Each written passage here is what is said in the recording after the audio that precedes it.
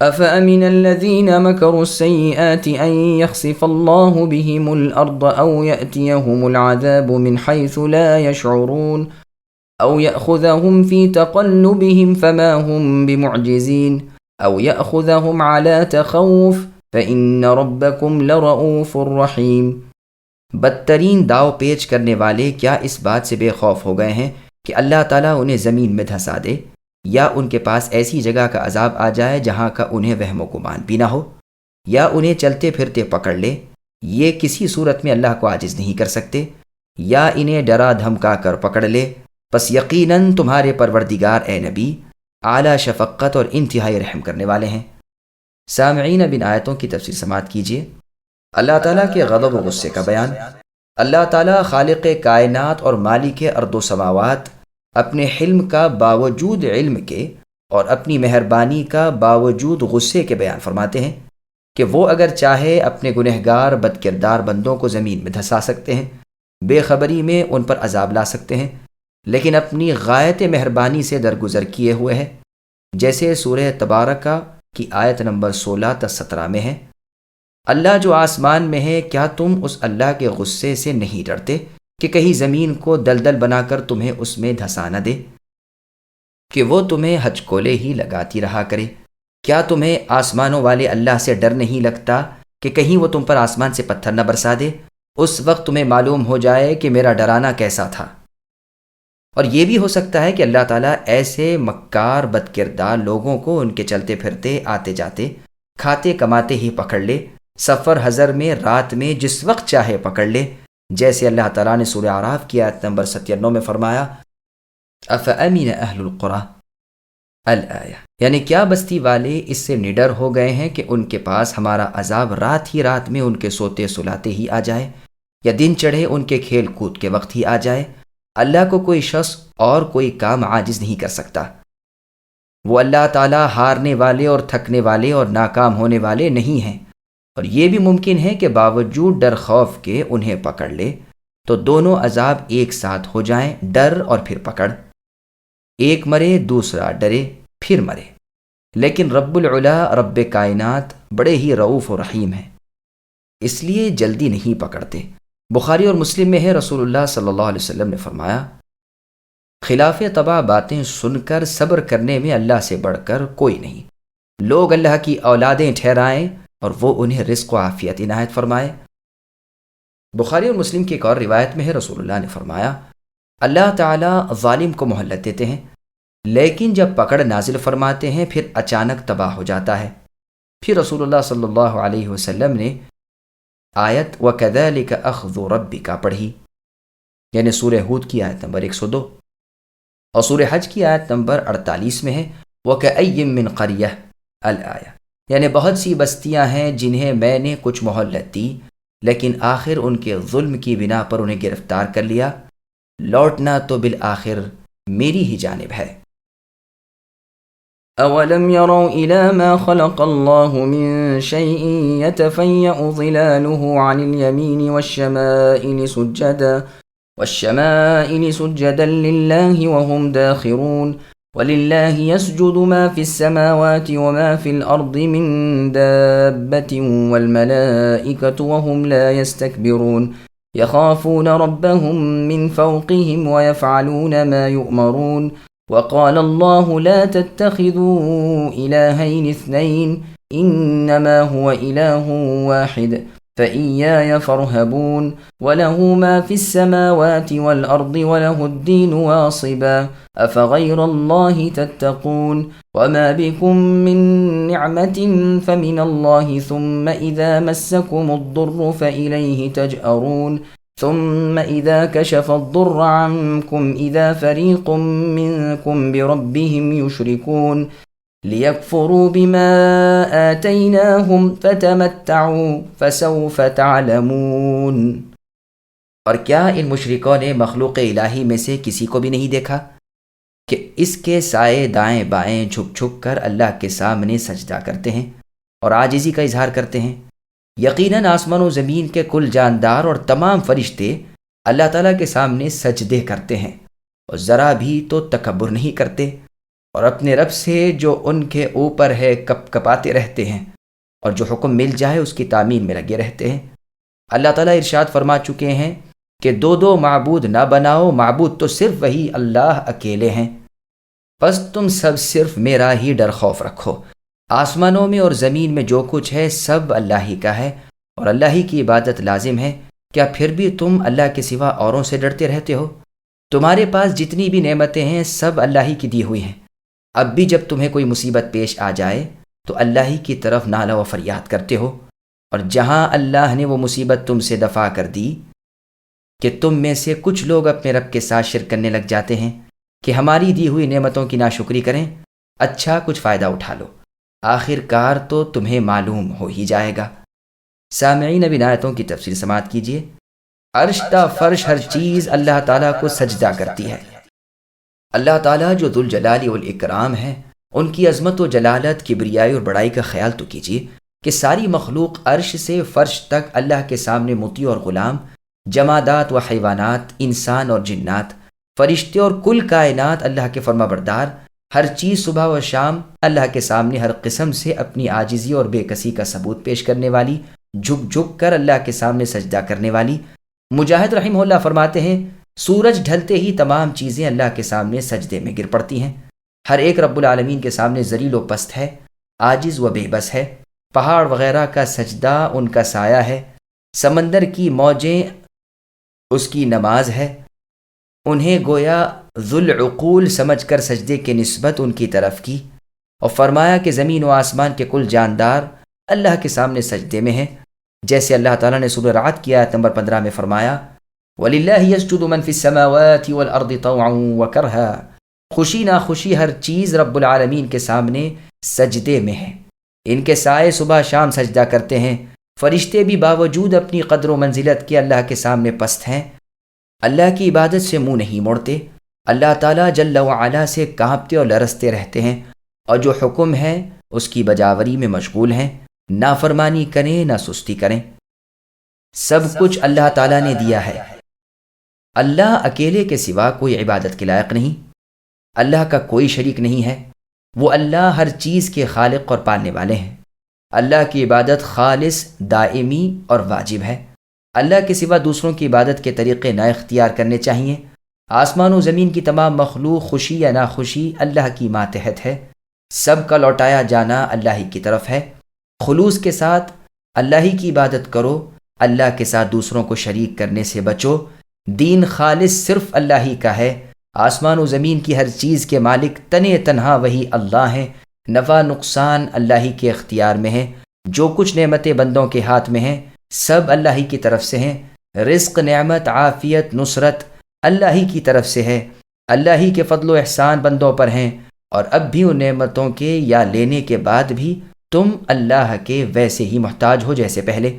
مصیبتیں اب بھی سر پر منڈلا رہی ہیں، سختی کے وقت وہی یاد آتے ہیں، اور گڑ گڑا کر پوری عاجزی کے ساتھ کٹھن وقت میں اللہ ہی کی طرف جھکتے ہو۔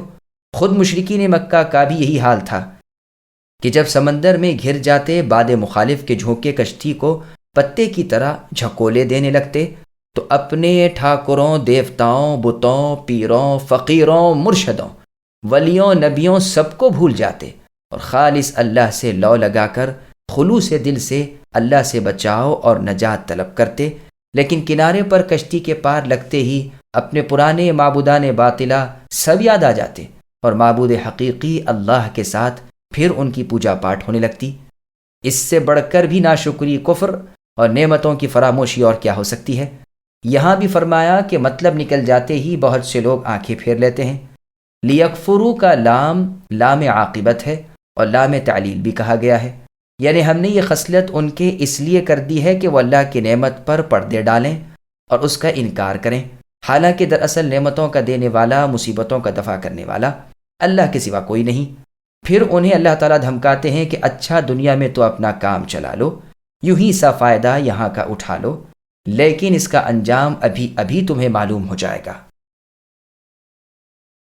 وَيَجْعَلُونَ لِمَا لَا يَعْلَمُونَ نَصِيبًا مِّمَّا رَزَقْنَاهُمْ تَاللَّهِ لَتُسْأَلُنَّ عَمَّا كُنتُمْ تَفْتَرُونَ۔ ويجعلون لله البنات سبحانه ولهم ما يشتهون وإذا بشر أحدهم بالأنثى ظل وجهه مسودا وهو كظيم يتوارى من القوم من سوء ما بشر به أيمسكه على هون أم يدسه في التراب ألا ساء ما يحكمون للذين لا يؤمنون بالآخرة مثل السوء وَلِلَّهِ الْمَثَلُ الْأَعْلَى وَهُوَ الْعَزِيزُ الْحَكِيمُ۔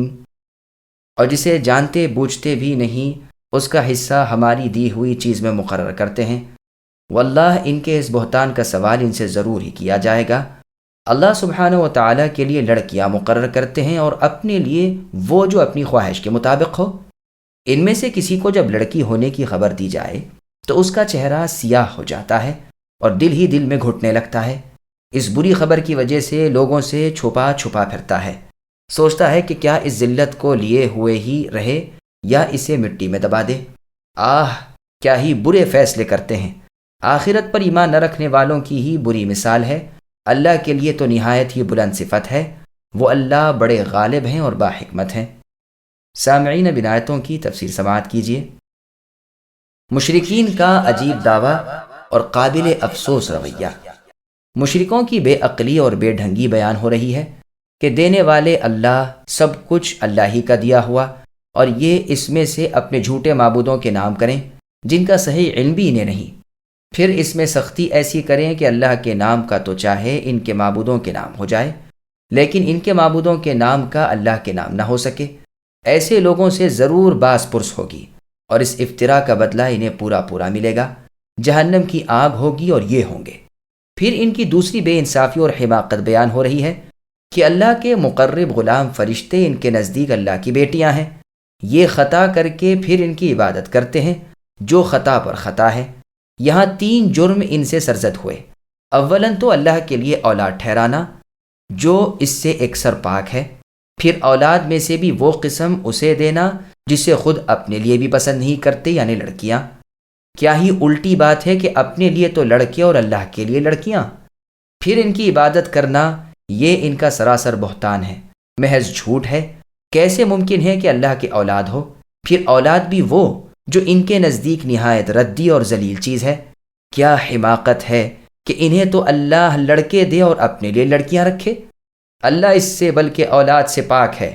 انہیں جب خبر ملے کہ ان کے ہاں لڑکی ہوئی تمہارے ندامت و شرم کے منہ کالا پڑ جائے، زبان بند ہو جائے، غم سے کمر جھک جائے، زہر کے گھونٹ پی کر خاموش ہو جائے، لوگوں سے منہ چھپاتا پھرے، اسی سوچ میں رہے کہ اب کیا کروں، اگر لڑکی کو زندہ چھوڑتا ہوں تو بڑی رسوائی ہے، نہ وارث بنے نہ کوئی چیز سمجھی جائے، لڑکے اس پر ترجیح دیے جائیں، غر زندہ رکھے تو نہایت ذلت سے، ورنہ صاف بات ہے کہ جیتے جی گڑھا کھود کر اسے دبا دیا جائے۔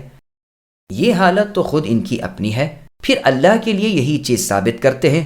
کیسے برے فیصلے کرتے ہیں، کتنی بے حیائی کی تقسیم کرتے ہیں۔ اللہ کے لیے جو ثابت کرنے بیٹھے اسے اپنے لیے سخت تر بائی سے توہین و تذلیل سمجھیں۔ اصل یہ ہے کہ بری مثال اور نقصان انہی کافروں کے لیے ہے۔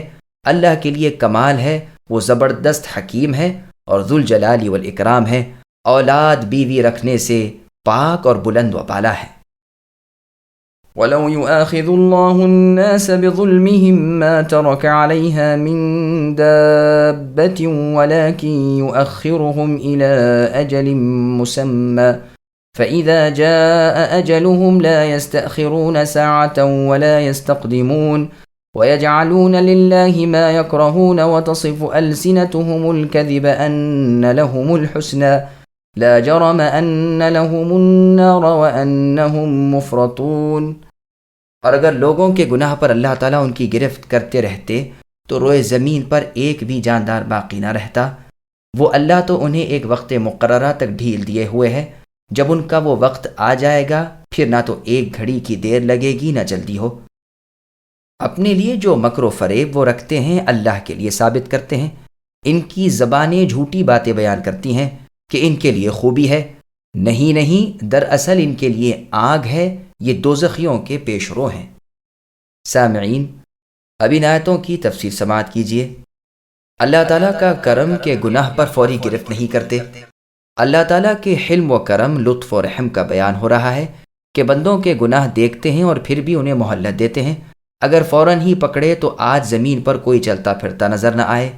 انسانوں کی خطاؤں میں جانور بھی ہلاک ہو جائیں، گیہوں کے ساتھ گھن بھی پس جائے، بروں کے ساتھ بھلے بھی پکڑے میں آ جائیں، لیکن اللہ سبحانہ و تعالیٰ اپنے حلم و کرم، لطف و رحم سے پردہ پوشی کر رہے ہیں، درگزر فرما رہے ہیں، معافی دے رہے ہیں، ایک خاص وقت تک کی مہلت دیے ہوئے ہے، ورنہ کیڑے اور بھنگے بھی نہ بچتے۔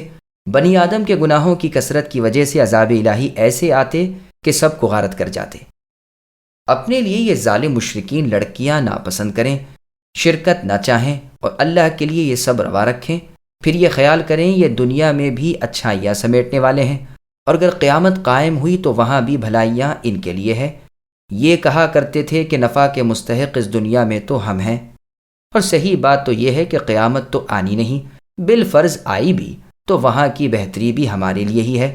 ان کفار کو عنقریب سخت عذاب چکھنے پڑیں گے، ہماری آیتوں سے کفر، پھر آرزو یہ کہ مال و اولاد ہمیں وہاں بھی ملے گی۔ سورہ کہف میں دونوں ساتھیوں کا ذکر کرتے ہوئے آیت نمبر 50 میں اللہ نے فرمایا کہ وہ ظالم اپنے باغ میں جاتے ہوئے اپنے نیک ساتھی سے کہتا ہے کہ میں تو اسے ہلاک ہونے والا جانتا ہی نہیں، نہ قیامت کا قائل ہوں، اور اگر بالفرض میں دوبارہ زندہ کیا گیا تو وہاں اس سے بھی بہتر چیز دیا جاؤں گا۔ کام برے کریں، آرزو نیکی کی رکھیں، کاٹے بوئیں اور پھل چاہیں۔ کہتے ہیں کہ کعبۃ اللہ کی عمارت کو نئے سرے سے بنانے کے لیے ڈھایا تو بنیاد میں سے ایک پتھر نکلا جس پر ایک کتبہ لکھا ہوا تھا، جس میں یہ بھی لکھا تھا کہ تم برائیاں کرتے ہو اور نیکیوں کی امید رکھتے ہو۔ یہ تو ایسا ہی ہے جیسے کانٹے بو کر انگور کی امید رکھنا۔ بس ان کی امیدیں تھیں کہ دنیا میں بھی انہیں جاہ و حشمت اور لونڈی غلام ملیں گے اور آخرت میں بھی۔ اللہ تعالیٰ فرماتے ہیں دراصل ان کے لیے آتش دوزخ تیار ہے، وہاں یہ رحمت رب سے بھلا دیے جائیں گے اور ضائع اور برباد ہو جائیں گے۔ آج ہی ہمارے احکام بھلائے بیٹھے ہیں، کل انہیں ہم اپنی نعمتوں سے بھلا دیں گے، یہ جلد ہی جہنم نشین ہونے والے ہیں۔ تالله لقد أرسلنا إلى من قبلك فزين لهم الشيطان أعمالهم فهو وليهم اليوم ولهم عذاب أليم وما أنزلنا عليك الكتاب إلا لتبين لهم الذي اختلفوا فيه وهدى ورحمة لقوم يؤمنون والله أنزل من السماء ماء فأحيا به الأرض بعد موتها إن في ذلك لآية لقوم يسمعون وإن لكم في الأنعام لعبرة نسقيكم مما في بطونه من بين فرث ودم لبنا خالصا سائغا للشاربين ومن ثمرات النخيل والأعناب تتخذون منه سكرا ورزقا حسنا إن في ذلك لآية لقوم يعقلون۔ اور قسم ہے اللہ کی، ہم نے اے نبی آپ سے پہلے کی امتوں کی طرف اپنے رسول بھیجے، لیکن شیطان نے ان کی بدعمالیاں ان کے نگاہوں میں جچتی ہوئی دکھائی دیں۔ وہ شیطان آج بھی ان کا رفیق بنا ہوا ہے، ان کے لیے دردناک عذاب ہے۔ اس کتاب کو ہم نے آپ پر اسی لیے اتارا ہے کہ آپ ہر اس چیز کو کھول دیں جس میں وہ اختلاف کر رہے ہیں، اور یہ رہنمائی اور ایمانداروں کے لیے رحمت ہے۔ اور اللہ آسمان سے پانی برسا کر اس زمین کو اس کی موت کے بعد زندہ کر دیتے ہیں، یقیناً اس میں ان لوگوں کے لیے البتہ نشان ہے جو سنیں۔ تمہارے لیے تو چوپایوں میں بھی بڑی عبرت ہے کہ ہم تمہیں اس کے پیٹ میں جو کچھ ہے اسی میں سے گوبر اور لہو کے درمیان سے خالص دودھ پلاتے ہیں جو پینے والوں کے لیے سہتا پچتا ہے، اور کھجور اور انگور کے درختوں کے پھلوں سے تم شراب بنا لیتے ہو، اور حلال اور عمدہ روزی بھی۔ جو لوگ عقل رکھتے ہیں ان کے لیے تو اس میں بھی بہت بڑی نشانی ہے۔ سامعین، اب ان آیتوں کی تفسیر سماعت کیجیے۔ ہر نبی کو ہی جھٹلایا گیا۔ اے نبی محمد صلی اللہ علیہ وسلم، آپ تسلی رکھیں، آپ کو آپ کی قوم کا جھٹلانا کوئی انوکھی بات نہیں۔ کون سا نبی آیا جو جھٹلایا نہ گیا ہو؟ باقی رہے جھٹلانے والے وہ شیطان کے مرید ہیں، برائیاں انہیں شیطانی وساوس سے بھلائیاں دکھائی دیتی ہیں۔ ان کا ولی شیطان ہے، وہ انہیں کوئی نفع پہنچانے کا نہیں، ہمیشہ کے لیے مصیبت افزا عذابوں میں چھوڑ کر ان سے الگ ہو جائے گا۔ قرآن مجید حق و باطل میں، سچ جھوٹ میں تمیز کرانے والی کتاب ہے۔ ہر جھگڑے اور ہر اختلاف کا فیصلہ اس میں موجود ہے۔ یہ دلوں کے لیے ہدایت ہے اور ایماندار جو اس پر عامل ہیں ان کے لیے رحمت ہے۔ اس قرآن سے کس طرح مردہ دل جی اٹھتے ہیں، اس کی مثال مردہ زمین اور بارش کی ہے۔ جو لوگ بات کو سنیں سمجھیں وہ تو اس سے بہت کچھ عبرت حاصل کر سکتے ہیں۔ خون اور گوبر کی آمیزش سے پاک دودھ اللہ تعالیٰ کی قدرت کی نشانی ہے۔ اونٹ، گائے، بکریاں وغیرہ بھی اپنے خالق کی قدرت و حکمت کی نشانیاں ہیں۔ بطونی ہی میں ضمیر کو یا تو نعمت کے معنی پر لوٹایا ہے یا حیوان پر۔ چوپائے بھی حیوان ہی ہیں۔ ان حیوانوں کے پیٹ میں جو الا بلا بھری ہوئی ہوتی ہے اسی میں سے پروردگار عالم تمہیں نہایت خوش ذائقہ، لطیف اور خوشگوار دودھ پلاتے ہیں۔ اور سورہ مؤمنون کی آیت نمبر 21 میں ہے بطونہا۔ دونوں باتیں جائز ہیں، جیسے سورہ مدثر کی آیت نمبر 11 اور 12 میں ہے، کلا انہا تذکرہ فمن شاء ذکرہ میں ہے، اور جس طرح سورہ نمل کی آیت نمبر 35 میں ہے، انی مرسلۃ الیہم بہدیۃ فناظرۃ بما یرجع المرسلون فلما جاء سلیمان۔ مراد اس سے مال ہے، جانور کے بطن میں جو گوبر خون وغیرہ ہے، ان سے بچا کر دودھ تمہارے لیے اللہ تعالیٰ نکالتے ہیں۔ نہ اس کی سفیدی میں فرق آئے، نہ حلاوت میں، نہ مزے میں۔ معدے میں غذا پہنچی، وہاں سے خون رگوں کی طرف دوڑ گیا، دودھ تھن کی طرف پہنچا، پیشاب نے مثانے کا راستہ پکڑا، گوبر اپنے مخرج کی طرف جمع ہوا، نہ ایک دوسرے سے ملے نہ ایک دوسرے کو بدلے۔ خالص دودھ جو پینے والے کے حلق میں بآرام اتر جائے، اللہ کی خاص نعمت ہے۔ اس نعمت کے بیان کے ساتھ ہی دوسری نعمت اللہ نے بیان فرمائی کہ کھجور اور انگور کے شیرے سے تم شراب بنا لیتے ہو۔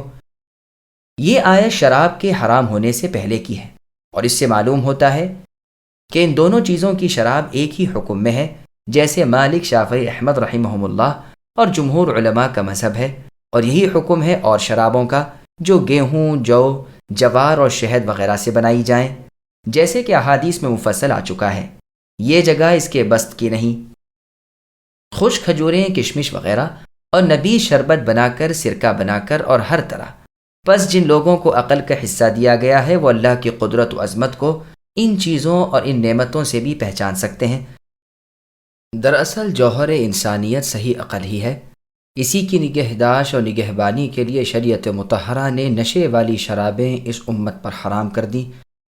اسی نعمت کا بیان سورہ یاسین کی آیت نمبر 34 میں بھی اللہ نے فرمایا، وَجَعَلْنَا فِيهَا جَنَّاتٍ مِّن نَخِيلٍ الآیہ۔ اس میں ہے یعنی زمین میں ہم نے کھجوروں اور انگوروں کے باغ لگا دیے اور ان میں پانی کے چشمے بہا دیے تاکہ لوگ اس کا پھل کھائیں۔ یہ ان کے اپنے بنائے ہوئے نہیں، کیا پھر بھی یہ شکر گزاری نہیں کریں گے؟ پاک ذات ہے وہ جس نے زمین کی پیداوار میں اور خود انسانوں میں اور اس مخلوق میں جسے یہ جانتے ہی نہیں ہر طرح کی جوڑ جوڑ چیزیں پیدا کر دی ہیں۔ وَأَوْحَى رَبُّكَ إِلَى النَّحْلِ أَنِ اتَّخِذِي مِنَ الْجِبَالِ بُيُوتًا وَمِنَ الشَّجَرِ وَمِمَّا يَعْرِشُونَ ثُمَّ كُلِي مِن كُلِّ الثَّمَرَاتِ فَاسْلُكِي سُبُلَ رَبِّكِ ذُلُلًا يخرج من بطونها شراب مختلف ألوانه فيه شفاء للناس إن في ذلك لآية لقوم يتفكرون۔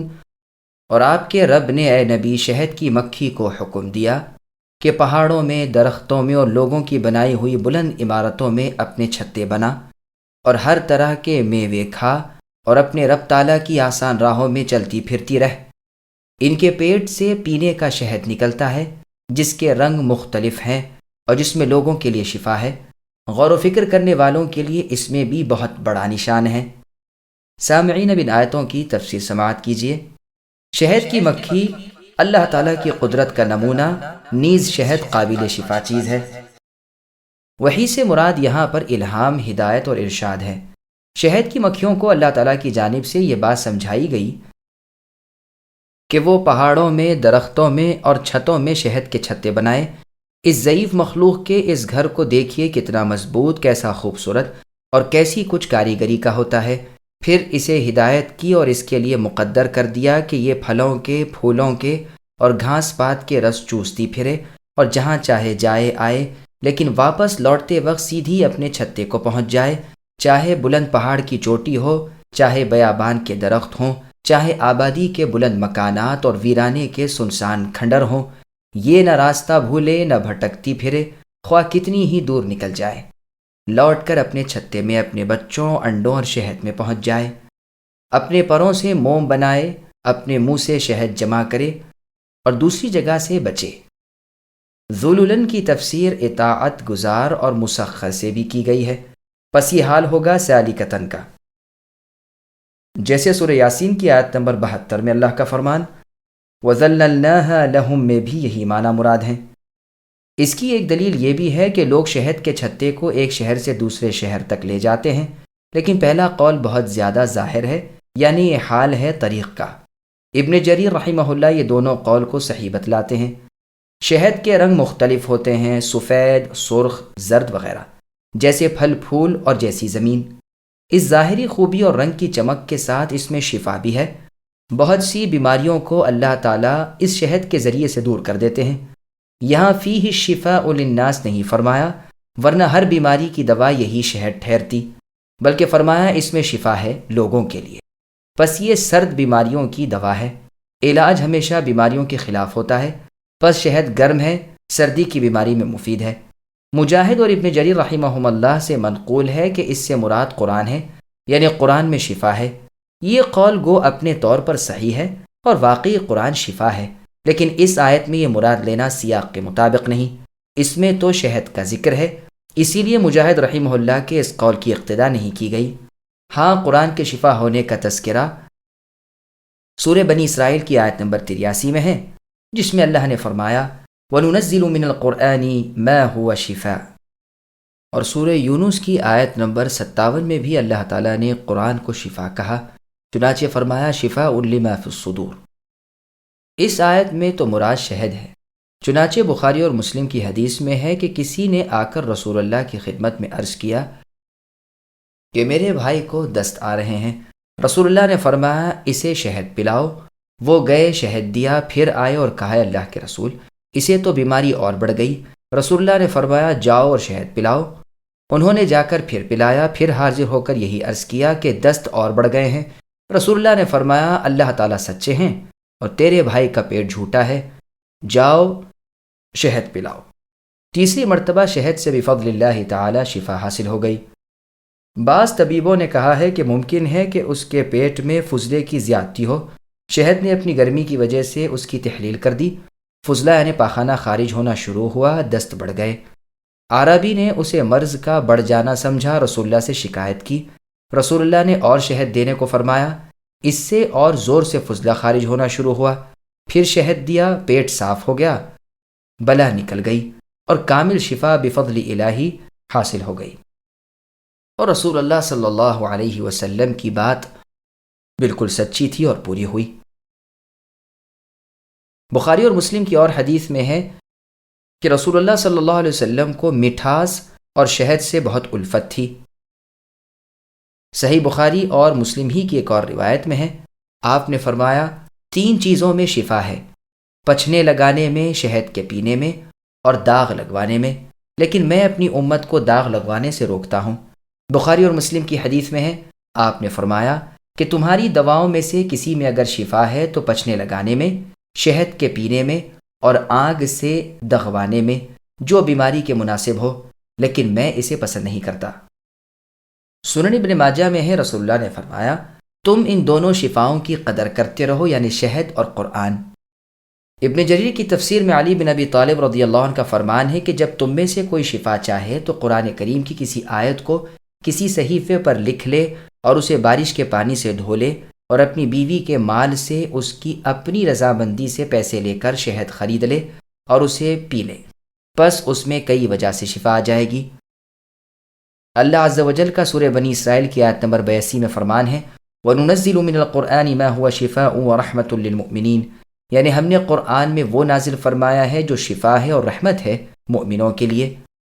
اور سورہ قاف کی آیت نمبر 9 میں فرمایا وَنَزَّلْنَا مِنَ السَّمَاءِ مَاءً مُبَارَكًا، اور ہم نے آسمان سے بابرکت پانی برسایا ہے۔ اور سورہ نساء کی آیت نمبر 4 میں فرمایا فَإِن طِبْنَ لَكُمْ عَنْ شَيْءٍ مِّنْهُ نَفْسًا فَكُلُوهُ هَنِيئًا مَرِيئًا، یعنی اگر عورتیں اپنے مال مہر میں سے اپنی خوشی سے تمہیں دے دیں تو بے شک تم اسے کھاؤ پیو سہتا پچتا۔ شہد کے بارے میں اللہ کا فرمان ہے فیہ شفاء للناس، شہد میں لوگوں کے لیے شفا ہے۔ سنن ابن ماجہ میں ایک حدیث ہے جس میں رسول اللہ صلی اللہ علیہ وسلم کا فرمان ہے کہ تم سنا اور سنوت کا استعمال کیا کرو، ان میں ہر بیماری کی شفا ہے سوائے سام کے۔ لوگوں نے پوچھا سام کیا ہے؟ فرمایا موت۔ سنوت کے معنی شبت کے ہیں، اور لوگوں نے کہا سنوت شہد ہے جو گھی کی مشک میں رکھا ہوا ہو۔ شاعر کے شعر میں بھی یہ لفظ اس معنی میں آیا ہے۔ پھر آگے اللہ فرماتے ہیں مکھی جیسی بے طاقت چیز کا تمہارے لیے شہد اور موم بنانا، اس کا اس طرح آزادی سے پھرنا، اپنے گھر کو نہ بھولنا وغیرہ، یہ سب چیزیں غور و فکر کرنے والوں کے لیے میری عظمت خالقیت مالکیت کی بڑی نشانیاں ہیں۔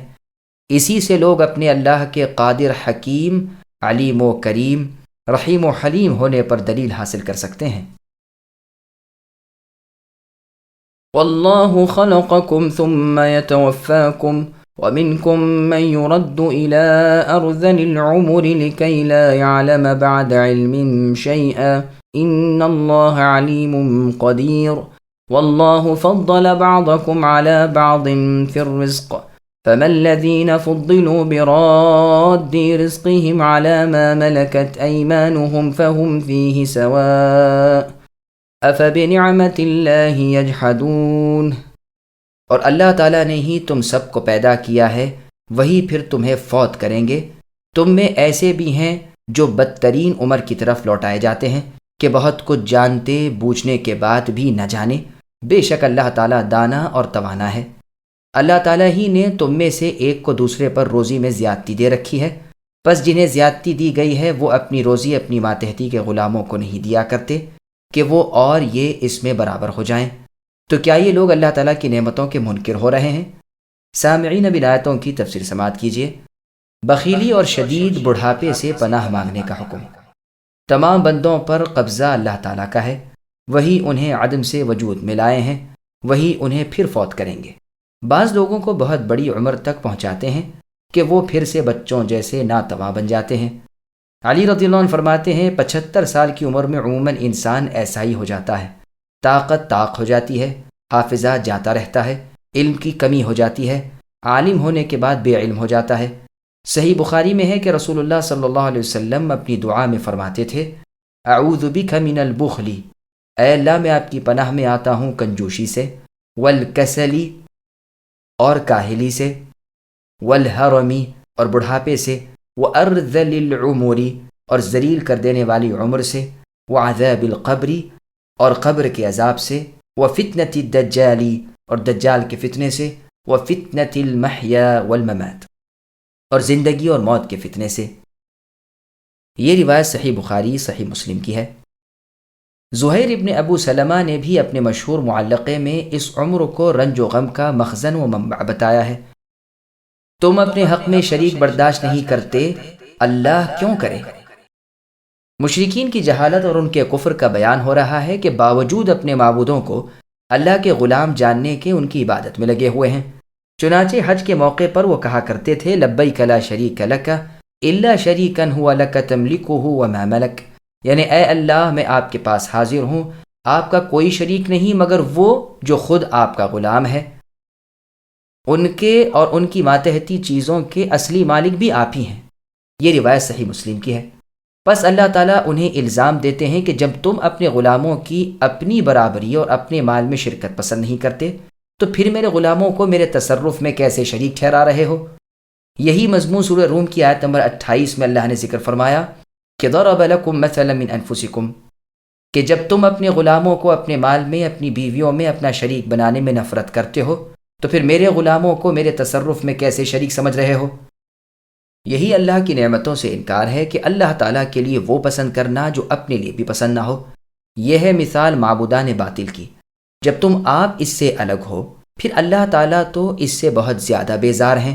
رب کی نعمتوں کا کفر اور کیا ہوگا کہ کھیتیاں اور چوپائے اللہ تعالیٰ ایک کے پیدا کیے ہوئے اور تم انہیں اللہ کے سوا اوروں کے نام کرو۔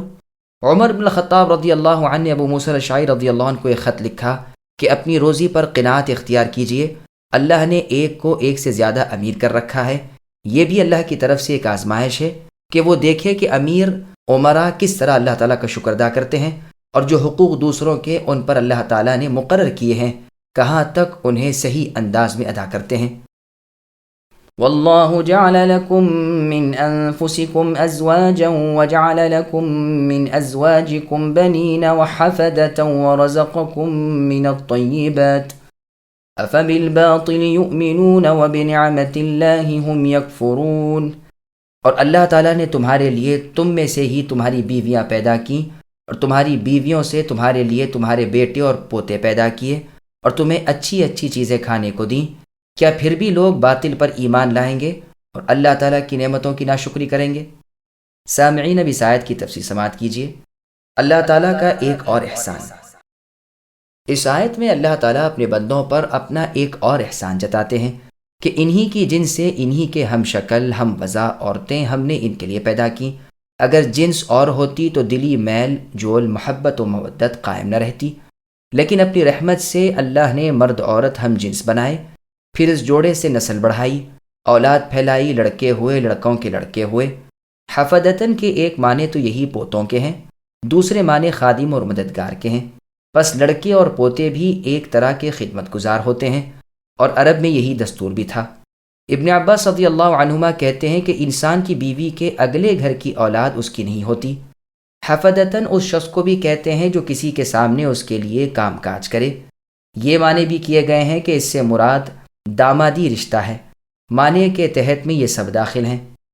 چنانچہ قنوت میں جملہ آتا ہے وَإِلَيْكَ نَسْعَى وَنَحْفِدُ، یعنی ہماری سعی کوشش اور خدمت اے اللہ آپ ہی کے لیے ہے۔ اور یہ ظاہر ہے کہ اولاد سے، غلام سے، سسرال والوں سے خدمت حاصل ہوتی ہے۔ بس ان سب سے اللہ کی نعمت ہمیں ملتی ہے۔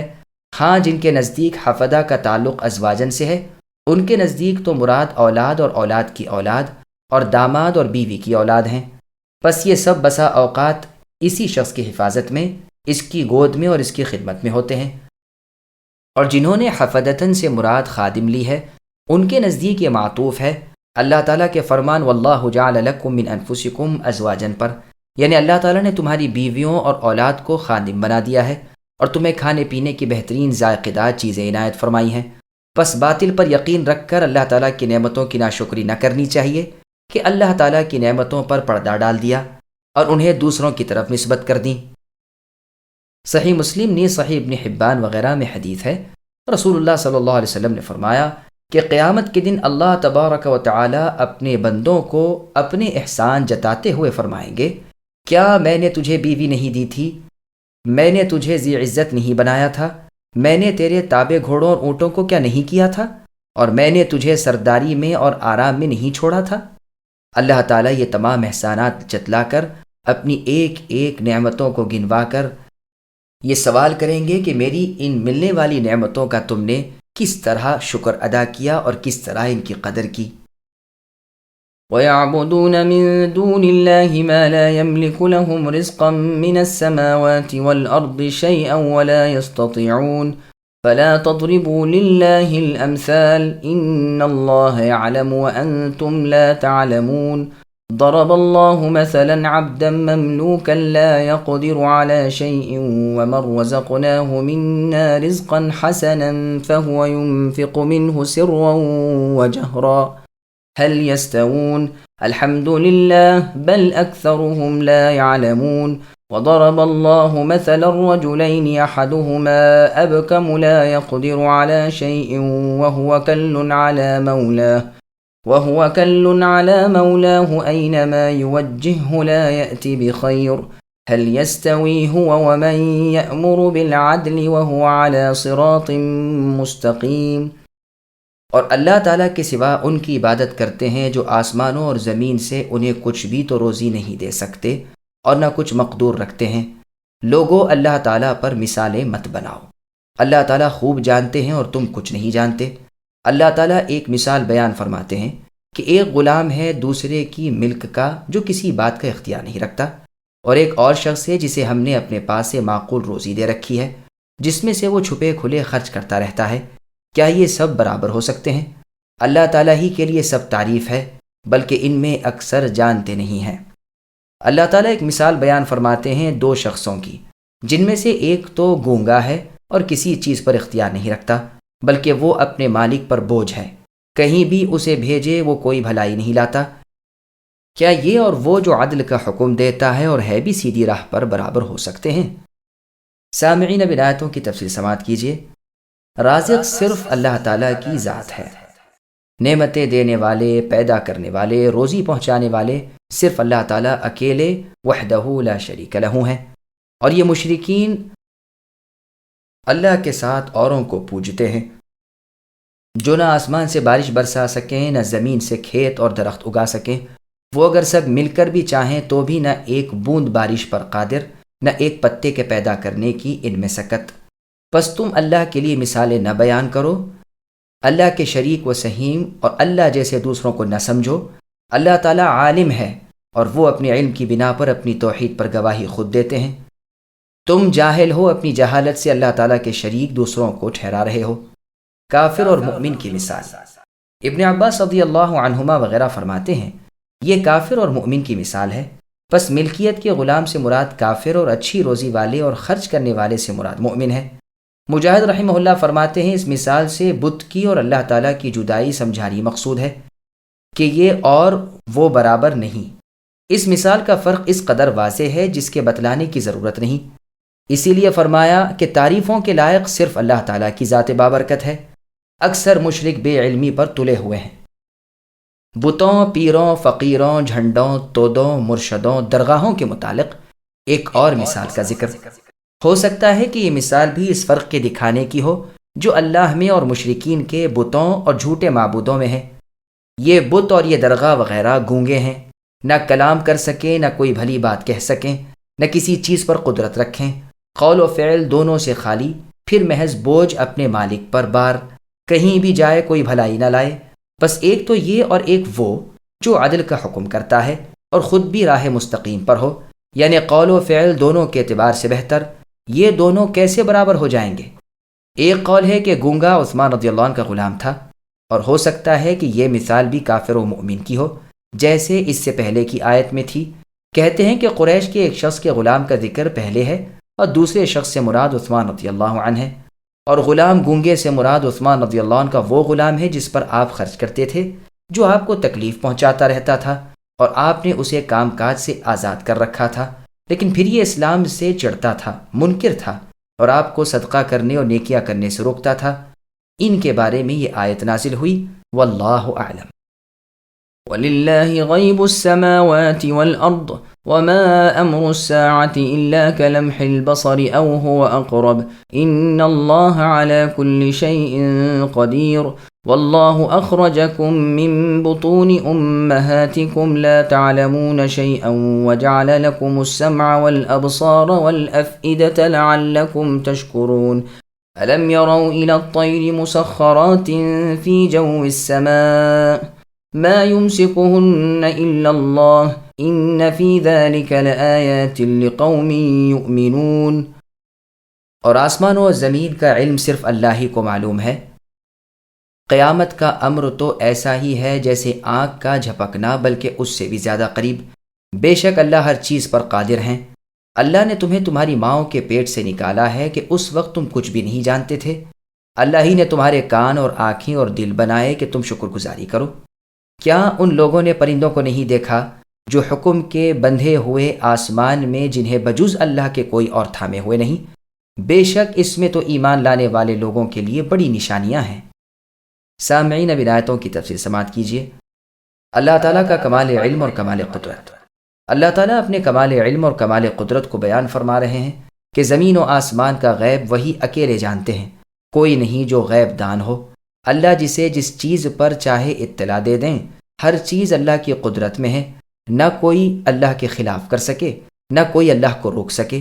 جس کام کا جب اللہ ارادہ کر لیں قادر ہے، پورا ہو کر ہی رہتا ہے۔ آنکھ بند کر کے کھولنے میں تو تمہیں کچھ دیر لگتی ہوگی، لیکن حکم الہی کے پورے ہونے میں اتنی بھی دیر نہیں لگتی۔ قیامت کا آنا بھی اللہ پر ایسا ہی آسان ہے، وہ حکم ہوتے ہی آ جائے گی۔ ایک کا پیدا کرنا اور سب کا پیدا کرنا اللہ پر یکساں ہے۔ اللہ تعالیٰ کا احسان دیکھو کہ اللہ نے لوگوں کو ماؤں کے پیٹوں سے نکالا، یہ لوگ محض نادان تھے، پھر انہیں کان دیے جن سے سنیں، آنکھیں دیں جن سے دیکھیں، دل دیے جس سے سوچیں سمجھیں۔ عقل کی جگہ دل ہے اور دماغ بھی کہا گیا ہے۔ عقل سے ہی نفع و نقصان معلوم ہوتا ہے۔ یہ قوا اور یہ حواس انسان کو بتدریج تھوڑے تھوڑے ہو کر ملتے ہیں، عمر کے ساتھ ہی ساتھ اس کی بڑھوتری بھی ہوتی رہتی ہے، یہاں تک کہ کمال کو پہنچ جائیں۔ یہ سب اس لیے ہے کہ انسان اپنی طاقتوں کو اللہ کی معرفت اور عبادت میں لگائے رہے۔ صحیح بخاری میں حدیث قدسی ہے، اللہ فرماتے ہیں کہ جو میرے دوستوں سے دشمنی کرتا ہے وہ مجھے لڑائی کا اعلان دیتا ہے۔ میرے فریضے کی بجاوری سے اس قدر بندہ میری نزدیکی حاصل کر سکتا ہے، اتنی کسی اور چیز سے نہیں کر سکتا۔ نوافل بکثرت پڑھتے پڑھتے بندہ میرے نزدیک اور میرا محبوب ہو جاتا ہے۔ جب میں اس سے محبت کرنے لگتا ہوں تو میں ہی اس کے کان بن جاتا ہوں جن سے وہ سنتا ہے، اور اس کی نگاہ بن جاتا ہوں جس سے وہ دیکھتا ہے، اور اس کے ہاتھ بن جاتا ہوں جس سے وہ تھامتا ہے، اور اس کے پیر بن جاتا ہوں جن سے وہ چلتا ہے۔ وہ اگر مجھ سے مانگے میں دیتا ہوں، اگر دعا کرے میں قبول کرتا ہوں، اگر پناہ چاہے میں پناہ دیتا ہوں۔ اور مجھے کسی کرنے کے کام میں اتنا تردد نہیں ہوتا جتنا مومن کی روح کے قبض کرنے میں وہ موت کو ناپسند کرتا ہے۔ میں اسے ناراض کرنا نہیں چاہتا، اور موت ایسی چیز ہی نہیں جس سے کسی ذی روح کو نجات مل سکے۔ اس حدیث کا مطلب یہ ہے کہ جب مومن اخلاص اور اطاعت میں کامل ہو جاتا ہے تو اس کے تمام افعال یعنی کام محض اللہ کے لیے ہو جاتے ہیں۔ وہ سنتا ہے، اللہ کے لیے دیکھتا ہے، اللہ کے لیے یعنی شریعت کی باتیں سنتا ہے، شرع نے جن چیزوں کا دیکھنا جائز کیا ہے انہی کو دیکھتا ہے۔ اسی طرح اس کا ہاتھ بڑھانا، پاؤں چلانا بھی اللہ کی رضامندی کے کاموں کے لیے ہی ہوتا ہے۔ اللہ پر اس کا بھروسہ ہوتا ہے، اللہ ہی سے مدد چاہتا ہے، تمام کام اس کے اللہ تعالیٰ کی رضا جوئی کے ہوتے ہیں۔ اس لیے بعض غیر صحیح احادیث میں اس کے بعد یہ بھی آیا ہے کہ پھر وہ میرے لیے ہی ہنستا ہے اور میرے لیے ہی دیکھتا ہے اور میرے لیے ہی پکڑتا اور میرے لیے ہی چلتا پھرتا ہے۔ آیت میں بیان ہے کہ ماں کے پیٹ سے نکلتا ہے، کان، آنکھ، دل و دماغ وہ دیتے ہیں تاکہ تم شکر ادا کرو۔ اور سورہ ملک کی آیت نمبر 23 میں اللہ کا فرمان ہے، قل هو الذی انشأکم وجعل لکم السمع والابصار والافئدہ قلیلا ما تشکرون، یعنی اللہ ہی نے تمہیں پیدا کیا ہے اور تمہارے لیے کان اور آنکھیں اور دل بنائے ہیں، لیکن تم بہت ہی کم شکر گزاری کرتے ہو۔ اللہ ہی نے تمہیں زمین میں پھیلا دیا ہے اور اللہ ہی کی طرف تمہارا حشر کیا جانے والا ہے۔ پھر اللہ تعالیٰ اپنے بندوں سے فرماتے ہیں کہ ان پرندوں کی طرف دیکھو جو آسمان و زمین کے درمیان فضا میں پرواز کرتے پھرتے ہیں، انہیں پروردگار اللہ تعالیٰ ہی اپنی قدرت کاملہ سے تھامے ہوئے ہے۔ یہ قوت پرواز اللہ ہی نے انہیں دے رکھی ہے اور ہواؤں کو ان کا مطیع بنا رکھا ہے۔ سورہ ملک کی آیت نمبر 19 میں اللہ کا فرمان ہے جس کا ترجمہ ہے کہ ان پرندوں کو بجز اللہ رحمان و رحیم کے کون تھامتا ہے؟ وہ اللہ تمام مخلوق کو بخوبی دیکھ رہے ہیں۔ یہاں بھی خاتمے پر فرمایا کہ اس میں ایمانداروں کے لیے بہت سے نشان ہیں۔ والله جعل لكم من بيوتكم سكنا وجعل لكم من جلود الأنعام بيوتا تستخفونها يوم ظعنكم ويوم إقامتكم ومن أصوافها وأوبارها وأشعارها أثاثا ومتاعا إلى حين والله جعل لكم مما خلق ظلالا وجعل لكم من الجبال أكنانا وجعل لكم سرابيل تقيكم الحر وسرابيل تقيكم بأسكم كذلك يتم نعمته عليكم لعلكم تسلمون فإن تولوا فإنما عليك البلاغ المبين يعرفون نعمة الله ثم ينكرونها وأكثرهم الكافرون۔ اور اللہ تعالیٰ نے تمہارے لیے تمہارے گھروں میں سکونت کی جگہ بنا دی ہے، اور اللہ ہی نے تمہارے لیے چوپایوں کی کھالوں کے گھر بنا دیے ہیں جنہیں تم ہلکا پھلکا پاتے ہو اپنے کوچ کے دن اور اپنے ٹھہرنے کے دن بھی، اور ان کی اون اور روؤں اور بالوں سے بھی۔ اللہ نے بہت سے سامان اور ایک وقت مقررہ تک کے لیے فائدے کی چیزیں بنا دی۔ اللہ ہی نے تمہارے لیے اپنی پیدا کردہ چیزوں میں سائے بنائے ہیں، اور اللہ ہی نے تمہارے لیے پہاڑوں میں غار بنائے ہیں، اور اللہ ہی نے تمہارے لیے کرتے بنائے ہیں جو تمہیں گرمی سے بچائیں، اور ایسے کرتے بھی جو تمہیں لڑائی کے وقت کام آئیں۔ وہ اسی طرح اپنی پوری نعمتیں دے رہے ہیں کہ تم حکم بردار بن جاؤ۔ پھر بھی اگر یہ منہ موڑ رہے ہیں تو آپ پر اے نبی صرف ظاہری تبلیغ کر دینا ہی ہے۔ یہ اللہ تعالیٰ کی نعمتیں جانتے پہچانتے ہوئے بھی ان کے منکر ہو رہے ہیں، بلکہ ان میں سے اکثر ناشکرے ہیں۔ سامعین، اب ان آیتوں کی تفسیر سماعت کیجیے۔ راحت و آرام والی نعمتیں، قدیم اور بہت بڑے ان گنت احسانات و انعامات والے اللہ اپنی اور نعمتیں اظہار فرما رہے ہیں۔ اللہ ہی نے بنی آدم کے رہنے سہنے، آرام اور راحت حاصل کرنے کے لیے انہیں مکانات دے رکھے ہیں۔ اسی طرح چوپائے، جانوروں کی کھالوں کے خیمے، ڈیرے، تمبو اللہ نے عطا فرما رکھے ہیں کہ سفر میں کام آئیں، نہ لے جانا دو بھر، نہ لگانا مشکل، نہ اکھیڑنے میں کوئی تکلیف۔ پھر بکریوں کے بال، اونٹوں کے بال، بھیڑوں اور دمبوں کی اون بیوپار تجارت کے لیے مال کی شکل میں اللہ نے بنا دی ہے۔ وہ گھر کے برتنے کی چیز بھی ہے، اس سے کپڑے بھی بنتے ہیں، فرش بھی تیار ہوتے ہیں، تجارت کے طور پر مال تجارت ہے، فائدے کی چیز ہے جس سے لوگ مقررہ وقت تک سود مند ہوتے ہیں۔ درختوں کے سائے اللہ نے تمہارے فائدے اور راحت کے لیے بنائے ہیں۔ پہاڑوں پر غار، قلعے وغیرہ اللہ نے تمہیں دے رکھے ہیں کہ ان میں پناہ حاصل کرو، چھپنے اور رہنے سہنے کی جگہ بنا لو۔ سوتی اور اونی اور بالوں کے کپڑے اللہ نے تمہیں دے رکھے ہیں کہ پہن کر سردی گرمی کے بچاؤ کے ساتھ ہی اپنا ستر چھپاؤ اور زیب و زینت حاصل کرو۔ اور اللہ نے تمہیں زرہیں خود بختر عطا فرمائے ہیں جو دشمنوں کے حملے اور لڑائی کے وقت تمہیں کام دیں۔ اسی طرح وہ تمہیں تمہاری ضرورت کی پوری نعمتیں دیے چلے جاتے ہیں کہ تم راحت و آرام پاؤ اور اطمینان سے اپنے منعم حقیقی اللہ تعالیٰ کی عبادت میں لگے رہو۔ تسلمون کی دوسری قرأت تسلمون بھی ہے، یعنی تم سلامت رہو، اور پہلی قرأت کے معنی تاکہ تم فرمانبردار بن جاؤ۔ اس صورت کا نام سورۃ النعم بھی ہے۔ لام کی زبر والی قرأت سے یہ بھی مراد ہے کہ تم کو اللہ نے لڑائی میں کام آنے والی چیزیں دیں کہ تم سلامت رہو، دشمن کے وار سے بچو۔ بے شک جنگل میں بیابان بھی اللہ کی بڑی نعمت ہے، لیکن یہاں پہاڑوں کی نعمت اس لیے بیان کی ہے کہ جن سے کلام ہے وہ پہاڑوں کے رہنے والے تھے، تو ان کی معلومات کے مطابق ان سے کلام ہو رہا ہے۔ اسی طرح چونکہ وہ بھیڑ بکریوں اور اونٹوں والے تھے، انہیں یہی نعمتیں یاد دلائیں، حالانکہ ان سے بڑھ کر اللہ کی نعمتیں مخلوق کے ہاتھوں میں اور بے شمار ہیں۔ اور یہی وجہ ہے کہ سردی کے اتارنے کے احسان کو بیان فرمایا، حالانکہ اس سے اور احسان بڑے موجود ہیں، لیکن یہ ان کے سامنے کی اور ان کی معلومات کی چیز تھی۔ اسی طرح چونکہ یہ لڑنے بھیڑنے والے جنگجو لوگ تھے، لڑائی کے بچاؤ کی چیز بطور نعمت کے ان کے سامنے رکھی، حالانکہ اس سے 100 درجے بڑی اور نعمتیں بھی مخلوق کے ہاتھ میں موجود ہے۔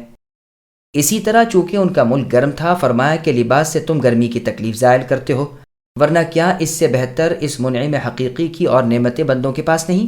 یقیناً ہے۔ اسی لیے ان نعمتوں اور رحمتوں کے اظہار کے بعد اللہ تعالیٰ فرماتے ہیں کہ اگر اب بھی یہ لوگ میری عبادت اور توحید کے اور میرے بے پایاں احسانوں کے قائل نہ ہوں تو آپ کو اے نبی ان کی ایسی کیا پڑی ہے؟ چھوڑ دیجئے، اپنے کام میں لگ جائیے، آپ پر تو صرف تبلیغ ہی ہے، وہ کیے جائیے۔ یہ خود جانتے ہیں کہ اللہ تعالیٰ ہی نعمتوں کے دینے والے ہیں اور اللہ کی بے شمار نعمتیں ان کے ہاتھوں میں ہیں، لیکن باوجود علم کے منکر ہو رہے ہیں اور اللہ کے ساتھ دوسروں کی عبادت کرتے ہیں، بلکہ اللہ کی نعمتوں کو دوسروں کی طرف منسوب بھی کرتے ہیں، سمجھتے ہیں کہ مددگار فلاں ہیں، رزق دینے والا فلاں ہیں۔ یہ اکثر لوگ کافر ہیں، اللہ کے ناشکر ہیں۔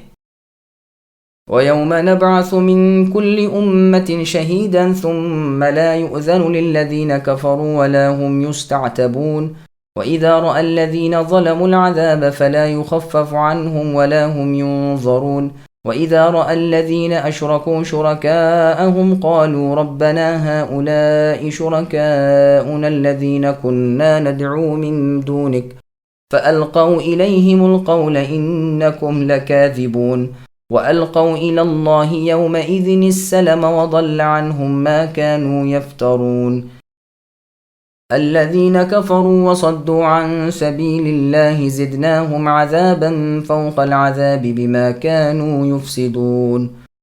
اور جس دن ہم ہر امت میں سے گواہ کھڑا کریں گے، پھر کافروں کو نہ اجازت دی جائے گی اور نہ وہ عذر رجوع طلب کیے جائیں گے۔ جب یہ ظالم عذاب دیکھ لیں گے، پھر نہ تو وہ ان سے ہلکا کیا جائے گا اور نہ وہ ڈھیل دیے جائیں گے۔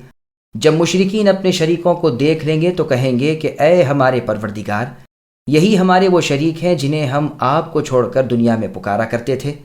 پس وہ انہیں جواب دیں گے کہ تم بالکل ہی جھوٹے ہو۔ اس دن وہ سب عاجز ہو کر اللہ کے سامنے اطاعت کا اقرار پیش کریں گے، اور جو بہتان باز دغا کرتے تھے وہ سب ان سے گم ہو جائے گا۔ جنہوں نے کفر کیا اور اللہ کی راہ سے روکا، ہم انہیں عذابوں پر عذاب بڑھاتے جائیں گے، یہ بدلہ ہوگا ان کی فتنہ پردازیوں کا۔ سامعین، اب ان آیتوں کی تفسیر سماعت کیجیے۔ مشرک سب سے بڑا گمراہ ہے۔ قیامت کے دن مشرکوں کی جو درگت بنے گی اس کا ذکر ہو رہا ہے کہ اس دن ہر امت پر اس کا نبی گواہی دے گا کہ اس نے کلام الہی انہیں پہنچا دیا تھا۔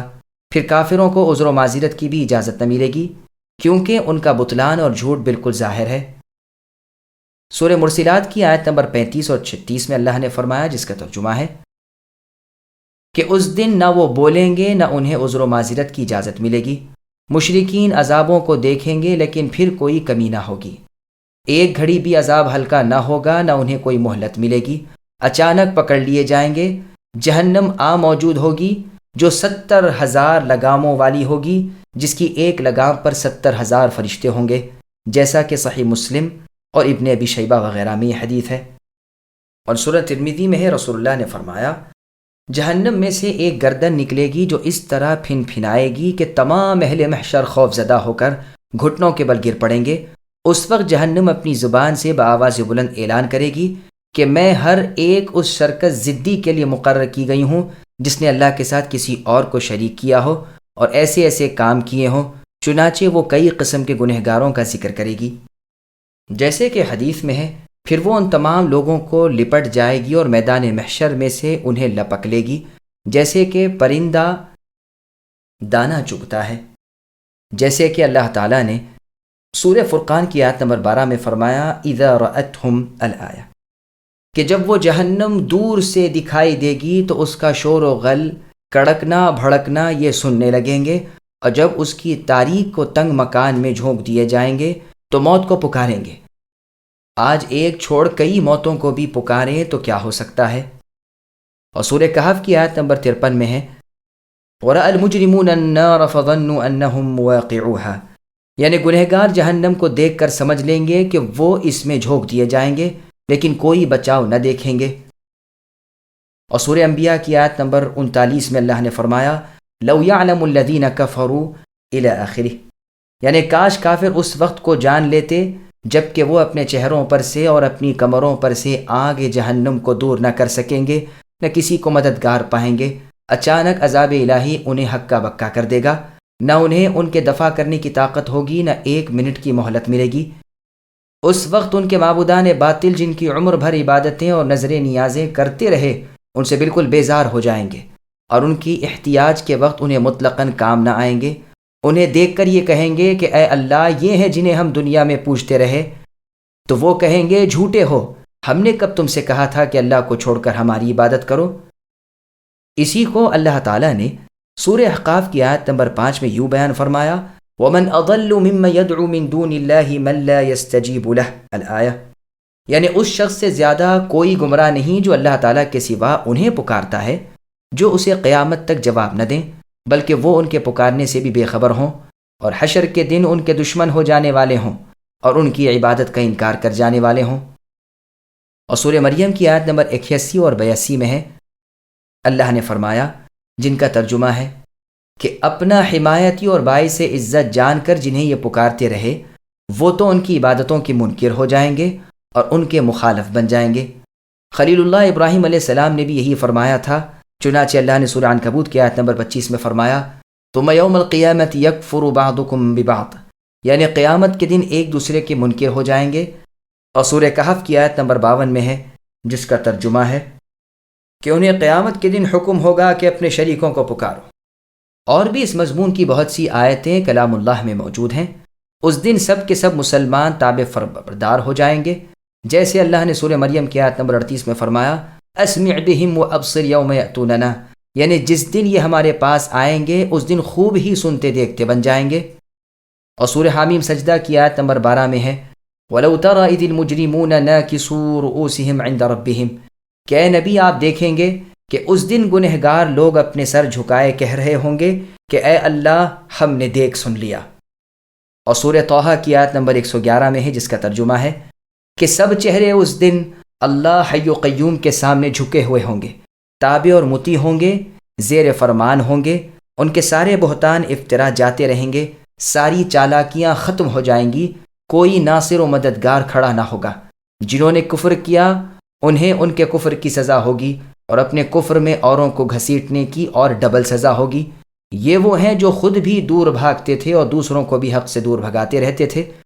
دراصل وہ آپ ہی ہلاکت کی دلدل میں پھنس رہے تھے، لیکن تھے بے وقوف۔ اس سے معلوم ہوتا ہے کہ کافروں کے عذاب کے بھی درجے ہوں گے، جس طرح مؤمن کے جزا کے درجے ہوں گے۔ جیسے اللہ تعالیٰ نے سورہ اعراف کی آیت نمبر 38 میں فرمایا، لِكُلٍّ ضِعْفٌ وَلَكِنْ لَا تَعْلَمُونَ، یعنی ہر ایک کے لیے دوہرا ہے لیکن تمہیں علم نہیں۔ مسند ابی اعلیٰ میں عبداللہ رضی اللہ عنہ سے مروی ہے کہ عذاب جہنم کے ساتھ ہی زہریلے سانپوں کا ڈسنا بڑھ جائے گا، جو اتنے بڑے بڑے ہوں گے جتنے بڑے کھجور کے درخت ہوتے ہیں۔ ابن عباس رضی اللہ عنہما سے مروی ہے کہ عرش تلے سے 5 نہریں آتی ہیں جن سے دوزخیوں کو عذاب ہوگا، رات کو بھی اور دن کو بھی۔